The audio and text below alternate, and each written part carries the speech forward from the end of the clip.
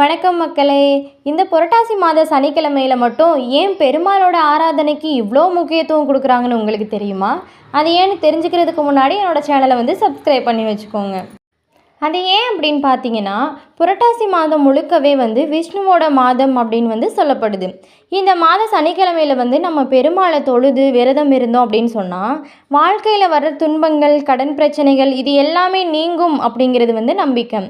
அந்த நாளில் நம்ம வீட்டில் சுத்தமாக பூஜை பண்ணி, தீபம் ஏற்றி, மலர் வைத்து, ஓம் நமோ நாராயணாயா என்ற மந்திரத்தை நம்ம சொன்னோம் அப்படின்னு சொன்னால், பெருமாள் நம்மளை காப்பாற்றுவார் அப்படிங்கிறது ஒரு நம்பிக்கை.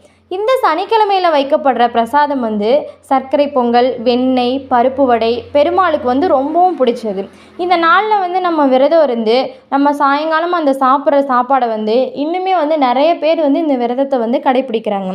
அதனால தான் இந்த புரட்டாசி மாத சனிக்கிழமையில் பெருமாளை நம்ம நினச்சி வழிபட்டோம் அப்படின்னு சொன்னால் எல்லா தடைகளுமே நமக்கு நீங்கும், குடும்பத்தில் ஆனந்தம் நிரம்பும் அப்படிங்கிறது ஒரு நம்பிக்கை. நீங்கள் இந்த மாதிரி ஃபாலோ பண்ணுறீங்க அப்படின்னு சொன்னால் எனக்கு கமெண்ட்டில் ஓம் நமோ நாராயணா அப்படின்னு சொல்லிட்டு கமெண்ட் பண்ணிவிட்டு